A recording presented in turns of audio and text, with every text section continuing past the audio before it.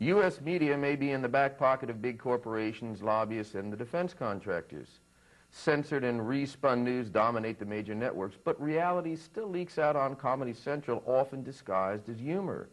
In print, books on government complicity in and possibly the planning of the sad state of affairs today are quickly marginalized. Fiction then becomes an acceptable medium for facts that don't add up to today's corporate headlines. One book, The Shell Game by best-selling author Steve Alten, uses the disguise of fiction to get the real story out. Steve now joins us from his home in Florida. Welcome, Steve. Thank you, Lenny. Steve, the book, The Shell Game, what is it about? The Shell Game is a cautionary tale written in the guise of fiction that actually deals with the end of oil and the next 9/11 event that will take us into a war in Iran. And by 9/11 event, I mean another false flag terror event set up by the neoconservative faction in this government. Are you asserting then that 9/11 was perhaps a false flag event? 9/11 was a military operation set up by the neoconservatives. The 19 hijackers were simply pawns, and the growing evidence points directly to the Bush-Cheney administration. Luckily, it's a fiction. Imagine if it was true. How did you go about doing research for this book? My research started with peak oil and understanding that our society not only needs oil but can't exist without it. We simply couldn't grow enough food to feed our growing population without oil. We couldn't bring our goods to market. We couldn't mobilize our economy. And from peak oil, that led me into the reality of what happened on 9/11 and what can happen next with another 9/11 event that would put us into a war in Iran. And frankly, Lenny, the information that I was researching and the people that I was talking to in the military and the oil industry really scared the hell out of me. Your book certainly looks into facts about 9/11 that were never part of the 9/11 investigation's public record. Is this something you could elaborate on? There was a lot of things left out of the 9/11 investigation. In fact, the investigation itself was pretty much a farce. They never detailed the fact that at least 6 foreign intelligence agencies had warned us that the hijackings were going to take place months in advance. We never delved into the fact that Bush appointed Cheney to be in charge of events on 9/11, intelligence events involving NORAD. The fact that Dave Frasca, the head of the FBI's extreme terror extremist group, purposely stopped at least 5 investigations by FBI agents in both Phoenix and Minneapolis that would have stopped 9/11 in its tracks.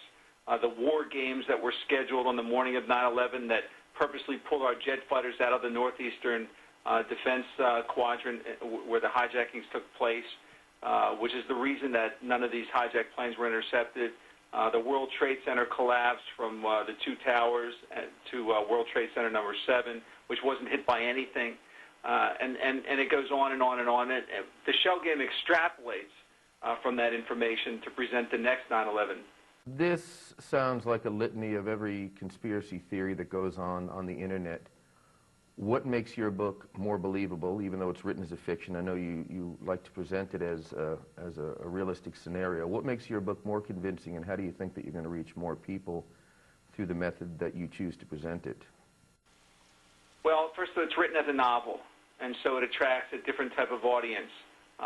But it takes information from some terrific sources: Michael C. Rupert's Crossing the Rubicon, David Ray Griffin's books, the Loose Chains documentaries, all sorts of different types of source material, plus my own sources in the military and the oil industry.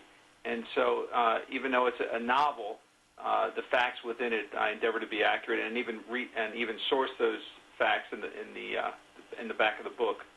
Another aspect of the book is when you talk about peak oil. For those that are not on board with the concept, what does peak oil mean, and what are the consequences when we run out? Well, peak oil means that oil will eventually run out, and we actually reached world levels, peak oil levels, sometime in 2005. We're now using more oil every day than we're able to draw out of the ground, and with China and India's huge populations coming into the out of the third world into the Western civilization, and more middle class in China growing every day, we're using more and more oil, and there is no substitute for oil at this present time. Many activist groups are calling the shell game our generation's 1984, referring to that novel. Why do you believe the book is so important? I didn't know it would be that important until after the book was written, until events started happening that were foretold already in the book. Dick Cheney lobbying for war in Iran, Bush coming out and saying that the next 9/11 will make the last one pale in comparison, Homeland Security Chief Michael Chertoff coming out and saying that his biggest nightmare is a nuclear suitcase bomb going off in a major U.S. city. All these things are part of the book, so I didn't realize the book would foretell those things so quickly, but it does, and I also didn't recognize that there was an entire movement out there called the 9/11 Truth Movement until after the book was written. And now that I've gotten to know the 9/11 Truth Movement, I realize that these people are the real patriots of the 21st century, that without them there'd be no checks and balances, because the mainstream media is not a checks and balance anymore, and the Bush administration are calling the shots anyway without being challenged by members of Congress on either side of the aisle. So I have a tremendous respect for the 9/11 Truth Movement, and these are not crazies, these are not conspiracy theorists, these are physicists and doctors and engineers and lawyers and airline pilots and radio hosts, people that care about our country, not who want to sabotage it, people who really care, and so I'm honored to be associated with them, and I'm honored to have the book be taken in by them. I understand writing the book took its toll on you, took its toll on your health. Well, what happened as you were writing the book? Going through the daily writing chores of the shell game, going through the research, speaking to people, meeting with certain contacts, listening to the information that they had to say about how our government was responsible for the events of 9/11. It took a toll on my nerves, and 3 months after the book was finished, I was actually diagnosed with Parkinson's disease. It affects the right side of my body. It's just at the beginning stages. It probably may not have come out until I was 70 years old, but I'm 48 years old, and I guess just the stress of having to write this book took a toll on my nerves. Is the Week of Truth? We've heard it's coming up soon. It seems to be an event which is being hosted across the internet to bring out awareness. Can you tell us what is the Week of Truth? And also, are you aware of the campaign for a new 9/11 investigation, the New York City 9/11 ballot initiative? And is that something that you would support? I absolutely support the ballot initiative. I urge people to go to NYC911initiative.org. That's NYCinitiative.org. I'm sorry, let me say that one more time. NYC911initiative.org. They can get informed about the ballot initiative. We do need a new investigation.